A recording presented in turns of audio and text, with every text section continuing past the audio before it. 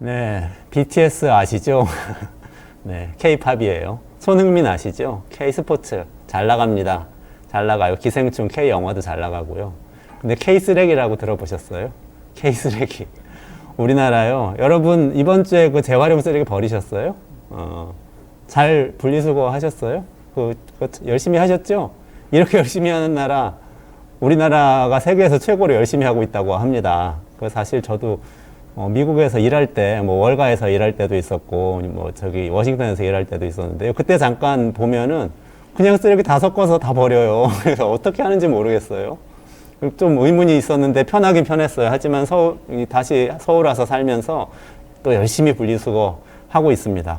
근데 이 K 쓰레기 이야기 이렇게 자랑스러워 할 만도 한데 또 그 이면에 굉장히 부끄러운 비밀이 또 숨어 있다고도 합니다. 오늘 이 쓰레기 박사로 불리는 분을 모셨어요. 우리 사회에서 최고의 순환경제, 자원순환과 관련된 전문가라고 할 수 있겠는데 홍수열 소장님 모셔서 이 쓰레기에 대한 이야기 앞으로 좀 나눠보려고 하고 처음으로 모셨습니다. 홍수열 자원순환사회경제연구소 소장님 나오셨습니다. 네, 어서 오세요. 안녕하세요. 반갑습니다. 네, 안녕하세요.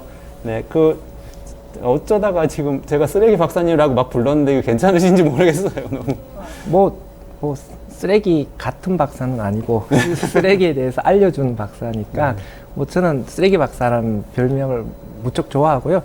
그 서울환경운동연합과 함께 도와줘요 쓰레기 박사 이 유튜브를 운영하고 있어요. 그때부터 쓰레기 박사라고 이름을 붙였는데요. 생각보다 분리배출과 관련해서 그 국민들이 너무 궁금해하는 점이 많더라고요. 그래서 그 질문들에 답변을 해주다 보니까 또 자연스럽게 쓰레기 박사라는 별명이 붙였습니다. 우리나라 근데 쓰레기 종량제하고 분리수거하고 이게 제가 아까 막 K-쓰레기라고 말씀드렸는데 이게 진짜로 좀 잘하고 있는 건가요? 저는 그 국민들이 충분히 자랑스러워 할 만하다라고 생각을 해요.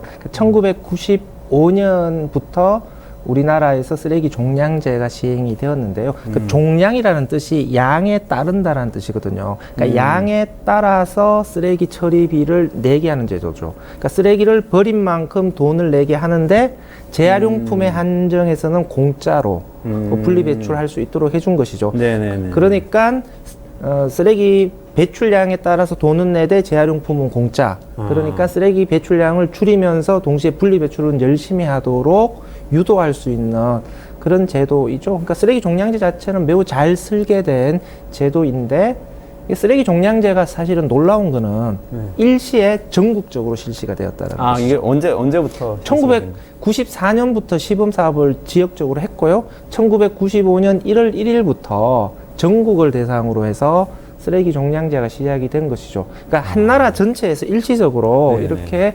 재활용품을 따로 분리배출하도록 한 국가 사례가 거의 없어요. 아니 어떻게 가능했던 건가요? 외국에 나가서 자랑을 하게 되면은 약간 우스갯소리로 한국의 민주화된 국가를 알고 있었는데 알고 보니까 독재 국가였지. 이렇게도 이야기를 하는데요. 저는 그만큼 이제 우리나라 쓰레기 문제도 좀 심각을 했고 그 문제 해결을 위해서 우리 국민들이 잘 따라줬다라고 생각을 합니다. 그러니까 국민들의 협조와 그다음에 정부의 강한 의지가 결합이 되면서 진짜 K-쓰레기라고 이야기할 수 있을 정도의 놀라운 성과를 거뒀고요. 그러니까 쓰레기 종량제가 받쳐주면서 그 10년 뒤인 2005년에 이제 음식물 쓰레기까지 따로 분리해서 배출하는 음식물 쓰레기 분리 배출 제도가 시행이 된 거죠. 그래서 그 결과 재활용품과 음식물 쓰레기까지 따로 분리해서 재활용하는 전국적인 체계가 만들어진 것이죠. 제가 또 이제 우스갯소리로 강의할 때 음식물 쓰레기까지 따로 분리해서 전국적으로 재활용하는 미친 나라는 우리나라밖에 없다라고 이야기를 해요. 이렇게 미친 듯이 국민들 열심히 지금 그 쓰레기를 분리하고 음식물 쓰레기도 따로 버리고 있는데 실제로 분리수거가 그 비율이 높은가요? 우리가 국제적으로 높은 수준입니까? 일단 그 세계은행 자료에 따르면은 전 세계의 생활 쓰레기의 평균 재활용률은 20% 정도예요. 생활 쓰레기라고 하면은 지금 다 전체죠. 종량 일반 쓰레기하고 음식물 쓰레기 분리수거 전부 다. 그렇죠. 네네. 이제 가정에서 배출되는 쓰레기의 평균 재활용률은 전 세계 20%이고요. 20%. 다음에 OECD 국가들, 그러니까 선진 국가들의 재활용률도 35% 정도밖에 선진국은 되지 않습니다. 35%. 근데 2021년 기준으로 우리나라의 쓰레기 재활용률은 57%거든요. 아, 그래요? 물론 이제 그럼 선진국 쪽에서도 가장 높은 수준. 57%에 약간 허수가 끼어져 있어요. 우리나라는 쓰레기를 태워서 에너지를 회수하는 것까지 재활용으로 분류를 하거든요. 그 에너지 회수 부분은 또 국제적으로 재활용으로 인정되지 않는 부분들이 있어서 그 부분을 제외하면은 이제 실질적인 재활용률은 50%. 그러니까 약간 50%. 거품을 제거한다고 하더라도 이제 50% 정도 수준이니까 전 세계 평균, 그다음에 선진국 평균에 비교해서 매우 높은 것이죠. 20, 30인데 우린 50이라는 거잖아요. 그- 전 세계 20, 선진국 30, 우린 50. 20, 35, 50. 20, 35, 50. 그러니까 뭐 독일과 함께 전 세계적으로 최고 수준의 재활용률을 보이고 있다라고 하고요. 그 우리나라의 그 재활용률 통계 자체가 뭐 문제는 많다라고 얘기하지만 사실 다른 나라의 재활용률 통계하고 비추어봤을 때는 그래도 굉장히 엄격하게 잘 관리하고 있는 수준이라고 생각을 합니다.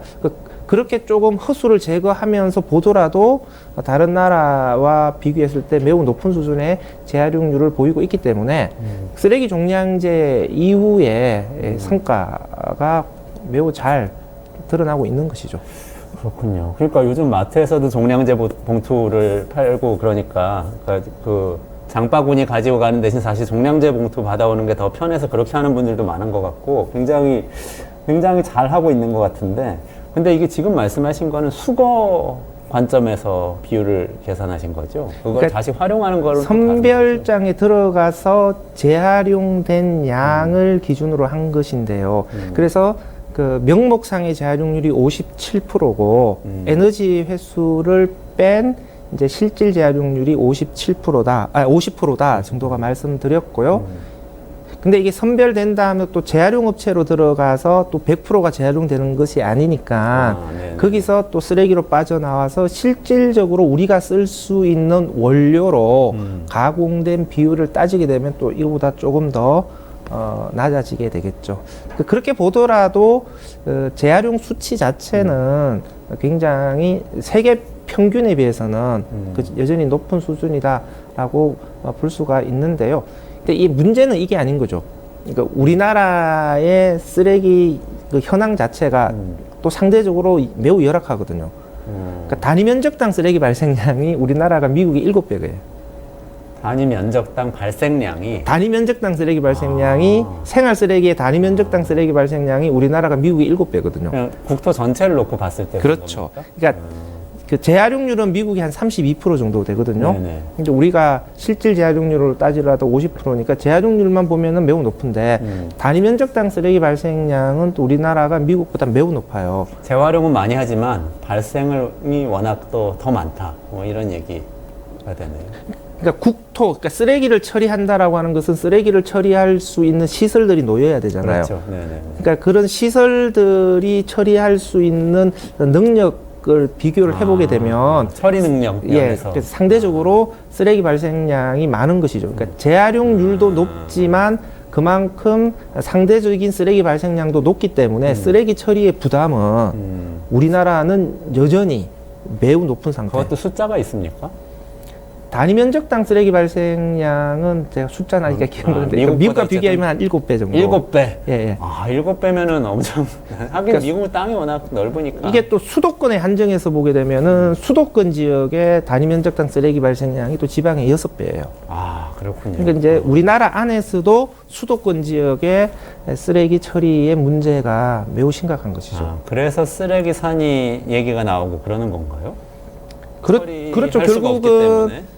그러니까 쓰레기 인프라라고 하는 것, 그러니까 재활용 시설, 소각 시설, 매립 시설 이런 거잖아요. 특히 네네. 이제 소각 시설과 매립 시설 같은 경우에는 자 그러니까 소각하자, 매립하자라고 해서 뚝딱뚝딱 지을 수 있는 시설이 아니에요. 네네네. 건설하는데 굉장히 오랜 시간이 걸리고, 그러니까 자체적인 공사 기간도 길지만 또 주민 민원을 해결해야 되기 때문에 네네. 거의 한 10년 단위 정도로 봐야 돼요. 네네네. 그러니까 처리 시설이 생각만큼 빨리빨리 증가하기 필요에 따라서 탄력성 있게 증가하기 어려운 시설들이에요. 그리고 워낙 우리나라는 또 민원이 강할 수밖에 없잖아요. 그렇죠. 그러니까 처리 시설 설치 자체가 쉽지 않은 상황에서 지금 쓰레기 발생량은 계속해서 증가하고 있어요. 전체 쓰레기 발생량으로 따지게 되면 10년 동안 쓰레기 발생량이 1.5배가 증가했거든요. 10년 동안요? 네네. 그러니까 43% 정확하게 증가를. 그러니까 아무리 재활용을 많이 하고 한다고 해도 워낙 발생량이 그렇게 늘어나면은 수용하기가 더 어려워질 수밖에 없겠네요. 그렇죠. 소각과 매립되는 총량이 증가를 해버리니까 재활용률이 높다고 하더라도 소각과 매립되는 쓰레기의 총량이 증가를 하게 증가를 되니까 그 쓰레기를 처리하는 부담이 증가할 수밖에 없는데 쓰레기 발생량이 증가하는 속도 대비해서 쓰레기 처리 시설이 확대되는 그 속도가 따라가지를 못하게 되면은 어느 순간에 이제 문제가 터지게 되겠죠. 그게 2019년에 쓰레기산이거든요. 근데 진짜 상식적인 질문인데 이게 계속되면요. 매립이라는 거는 어차피 땅은 한정돼 있잖아요. 그러면 매립은 계속 할 수는 없는 거 아닙니까? 하다가 결국에는 더 이상 할 수 없는 그런 상태가 되는 거 아닌가요? 그렇죠. 그러니까 우리나라처럼 국토 면적이 좁은 국가는 땅을 지속적으로 소비하는 쓰레기 처리 방법인 매립은 상극이죠. 진짜 피해야 되는 것이죠. 그래서 그 쓰레기를 얼마만큼 안정적으로 관리할 거냐라는 것은 매립장을 얼마만큼 오래 쓸 수 있느냐 이걸 가지고 평가를 하는 거거든요. 네네. 근데 우리나라는 전국 평균 했을 때 매립장의 수명이 30년 정도밖에 남아 있지 않습니다. 그리고 수도권 지역은 더 열악한 거고요. 그러면 계속해서 매립장을 늘려야 되는데 쓰레기를 묻을 수 있는 땅을 우리나라에서 늘리기는 매우 쉽지 않거든요. 그러니까 좀 쓰레기를 안정적으로 관리하려면 지금 쓰고 있는 매립장을 최대한 아껴서 써야 되는 것이죠. 그래서 사실은 2021년에 폐기물 관리법이 개정되면서 수도권 지역은 2026년부터 그리고 지방은 2030년부터 종량제 봉투가 바로 매립장에 들어가는 건 법으로 금지시켰어요. 아, 그래요? 예. 그러면 어떻게 됩니까? 쓰레기가? 뭐 세 가지 방법이 있는 거죠. 이상적인 방법은 쓰레기를 아예 안 만들거나 아니면 재활용을 100%까지 늘려버리거나. 근데 사실 현실적으로는 불가능하겠죠. 그럼 남아있는 대안은 소각장이나 매립장에 들어가기 그러니까 소각을 해서 쓰레기를 태워서 한번 태우면은 이제 소각재가 나오잖아요. 그러니까 부피가 확 줄어드니까 그러니까 소각을 한 다음에 매립을 하는 방법을 하거나 아니면은 종량제 봉투를 뜯어서 종량제 봉투에 있는 비닐들을 최대한 좀 골라내어서 이제 비닐을 또 에너지로 이용할 수 있는 뭐 시멘트 소속로라든지 아니면 발전소 같은 시설로 좀 이용을 하거나 이런 대안들을 마련을 해야 되는 것인데 결국은 매립을 줄이자라고 하는 것도 그러면 매립을 피할 수 있는 대안적인 또 소각장이나 아니면 기타 종량제 봉투를 선별할 수 있는 이런 전처리 시설 같은 인프라를 또 확대해야 되는 문제가 나오는 것이죠. 이거 이 문제는 지금 수도권 매립지 문제도 심각하고 또 뭐 이번에 김포 서울 편입도 이거하고 맞물려 가지고 막 정치적 논란까지 되고 그랬었잖아요. 뭐 쓰레기 매립지를 받으면서 뭐 편입이 되고 이런 얘기했는데 요거는 그건 김포 논란 어떻게 보셨어요? 그거 하나만 짚고 지금 다음 주제 일회용품 얘기를 조금 더 하면 좋겠는데. 그냥 저는 그냥 에피소드 정도로 봅니다. 그 김포 시장님이 너무 급하신 것 같아요. 뭐 김포가 서울로 들어가는 걸 받아주면 매립지 받아주겠다. 그 김포 시장의 권한도 아니고요. 권한 아닌가요? 예. 물론 이제 서울시로 들어가게 되면 서울시장의 권한이 될 텐데 그런 거는 그런 식으로 적극적으로 풀 문제는 아니겠죠. 그렇다고 해서 또 인천 시민들의 의견들을 또 무시할 수 있는 부분도 아니고요. 지금 수도권 매립지 중에서 4매립지가 경기도 땅이에요. 그러니까 요 4매립지의 경기도 부지에 대해서는 인천시장의 권한이 아니라 현재 경기도지사의 권한이거든요. 그러면 이제 김포시가 서울시로 편입되면 서울시장의 권한이 되겠죠. 근데 지금도 사실은 그러면 그 경기도지사의 권한으로 문제를 해결할 수 있는데 경기도가 이 얘기를 못 꺼내는 거잖아요. 왜 그러냐면은 이 얘기를 꺼내게 되면은 인천시와의 갈등이 커져 버리기 때문에. 그러니까 이거는 저는 눈앞의 이익에 눈이 멀어서 또 다른 문제들을 너무 쉽게 던진 것이다. 좀 경솔했다라고 생각합니다. 김포 시장님 들으셨죠? 네. 고민 좀 많이 하면서 요 매립지 문제는 다음번에 제가 한번 모시고 더 자세히 한번 여쭤봤으면 싶어요. 근데 오늘 조금 일회용품 얘기 파고드는 우울한 주제들이니까. 그러니까 생각해보면 이게 끝이 정해져 있는 문제라서 예, 예.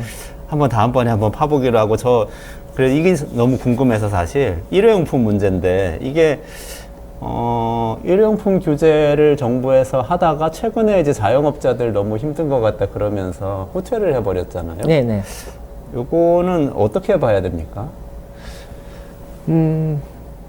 뭐 자영업자 입장에서는 규제가 좀 완화된 것이니까 환영할 수는 있겠지만 결국은 그 환경 문제의 해결이라는 관점에서 보면 그리고 그 속에서 쓰레기 문제의 해결이라는 관점에서 보면은 매우 안타까운 일들이라고 생각을 합니다. 물론 이제 코로나 사태 등을 거치면서 자영업자들의 어려움이 너무 가중되었기 때문에 그 일회용품 규제를 우리가 원하는 만큼 강하게 밀어붙이는 것은 한계는 있었다고 생각해요.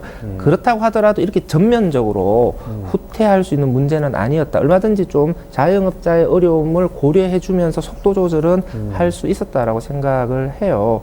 결국 지금의 일회용품 규제 뭐 이렇게 얘기를 해요. 뭐 종이컵이든 플라스틱 컵이든 플라스틱 빨대든 사실 양이 얼마나 된다고.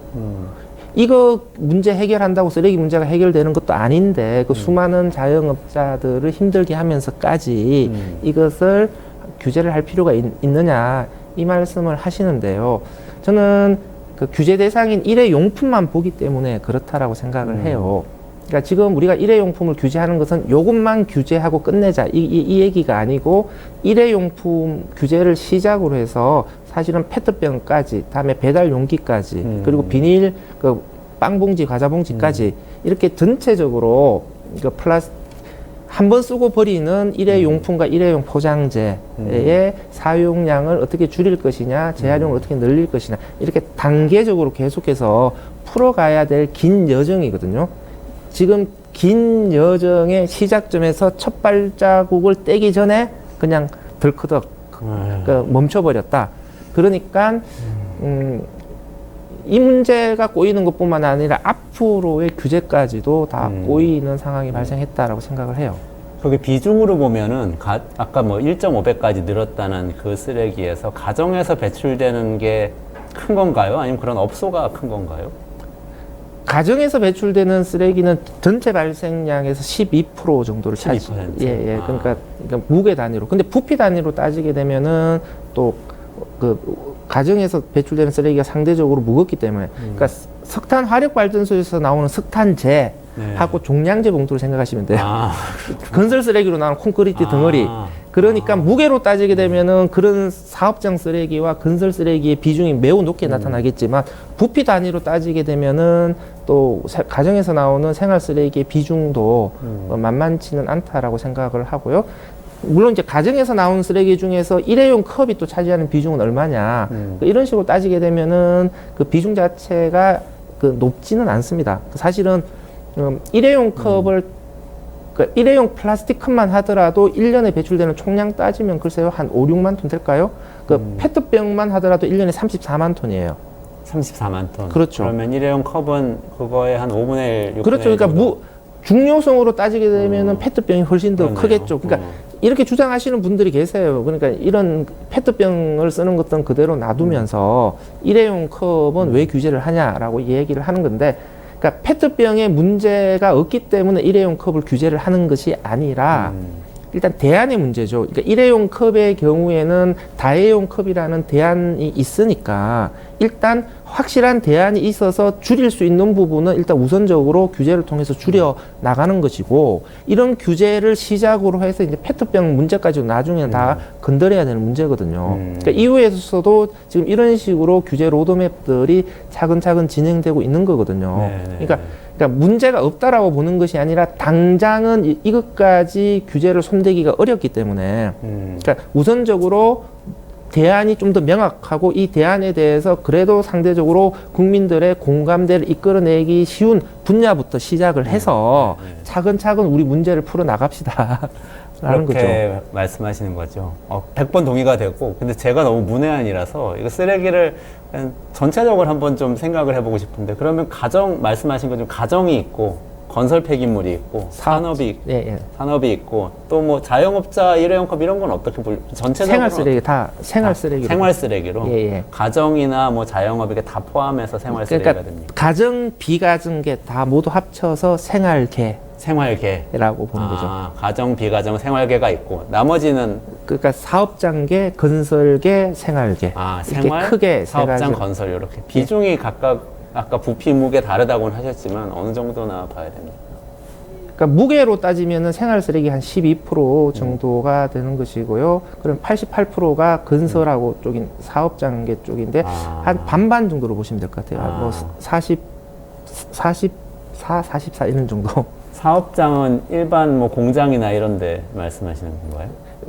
그쵸. 그 공장 있는 곳에서 나오는 혹은 뭐 그 석탄 화력 발전소에서 나오는 그 석탄재, 그다음에 포스코 같은 제철소에서 나오는 철강 슬래거, 뭐 이런 것들이 다 사업장계 쓰레기가 되는 거죠. 그러면 이제 시민들이 억울하게 생각하실 수도 있기는 있겠는데요. 우리는 다 분리수거하고 종량제하고 하는데 사실 비중으로 따지면은 사업장하고 건설이 더 많은 거 아니냐 이런 생각도 하시는 분들이 있을 것 같아요. 더 불편해져야 되냐 이런 얘기는 안 들어보셨어요?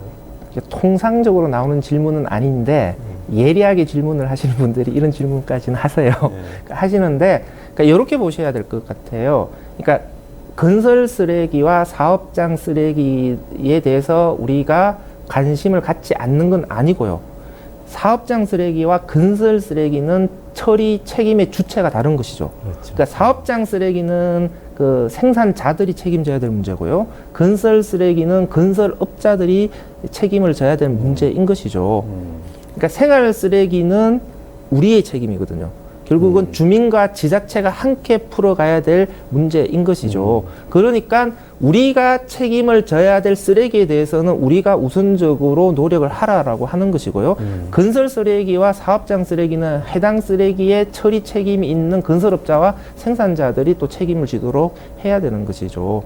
각각의 책임이 다르다. 그렇죠. 생활 쓰레기는 그래도 우리 시민들이 나서서 많은 것들을 할 수 있는 그런 영역이다. 그렇죠. 그러니까 통계만 보면 자꾸 그런 오해가 발생을 하거든요. 이제 생활 쓰레기의 비중이 적기 때문에 그 우선순위가 저기로 가야 되는 거 아니냐. 그러니까 이 쓰레기 문제가 중요하니까 이 쓰레기 문제는 덜 중요하다. 이런 식으로 사고를 하면 안 되는 것이죠. 모든 쓰레기가 다 각각의 문제들을 가지고 있기 때문에 각각의 쓰레기에 대한 처리 책임을 가지고 있는 사람들이 더 많은 책임을 지면서 문제를 해결해 가야 되는 것이죠. 그러니까 일회용품을 비롯한 가정에서 배출되는 쓰레기의 그 발생 책임은 우리 소비자들, 국민들이 가지고 있기 때문에 우리가 배출된 쓰레기 문제에 대해서는 우리가 더 많은 책임을 가지고 문제 해결을 위한 노력이 필요하다. 이렇게 정리를 하셔야죠. 그러네요. 네.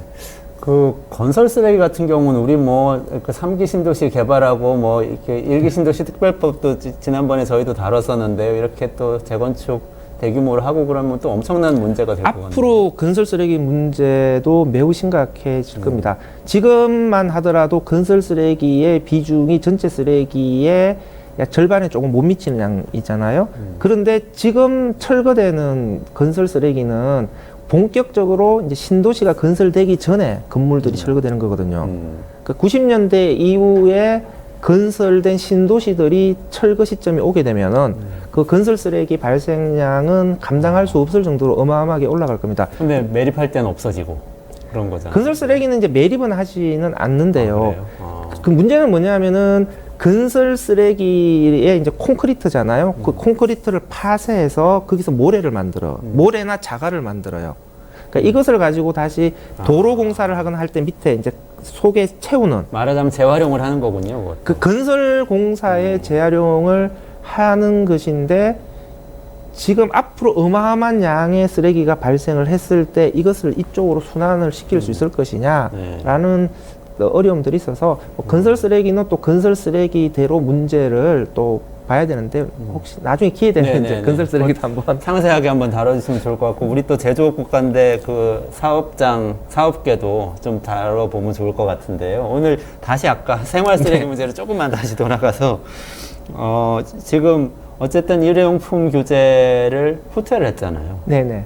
이 다음 스텝 정부가 지금 어떻게 얘기해주고 싶으세요? 만약에 정부 당국자가 이걸 듣고 있다면?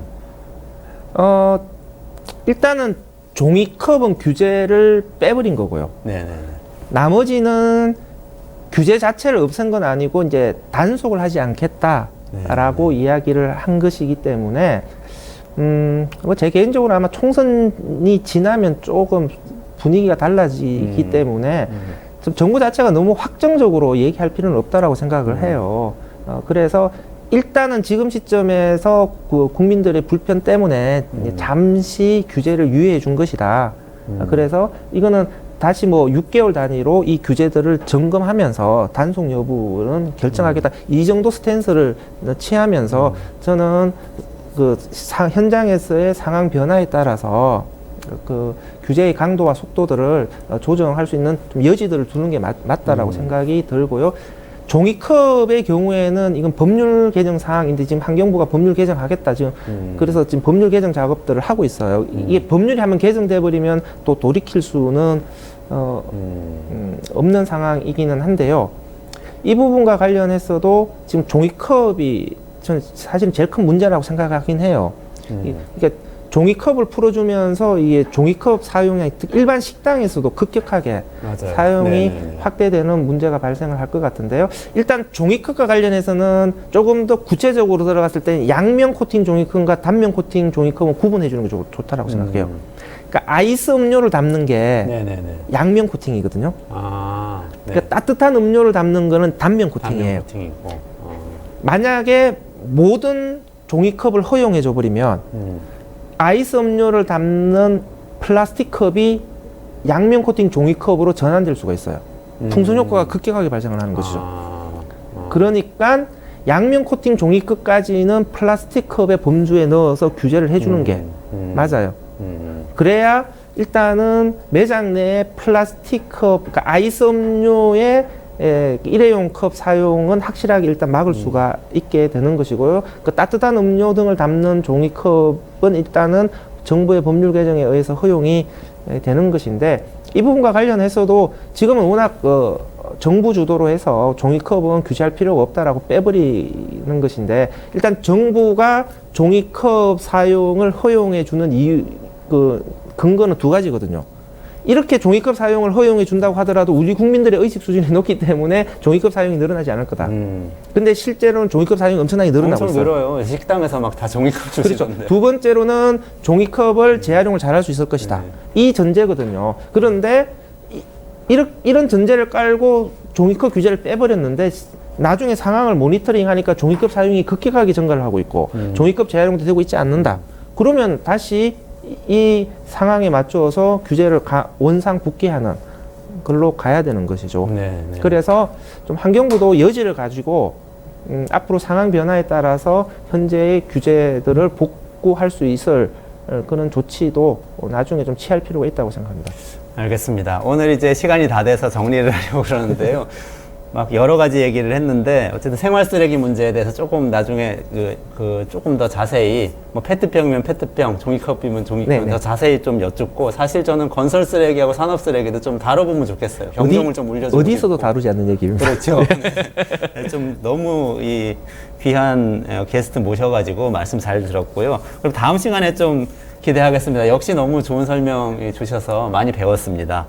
지금까지 자원순환사회경제연구소의 홍소열 소장님하고 같이 했습니다.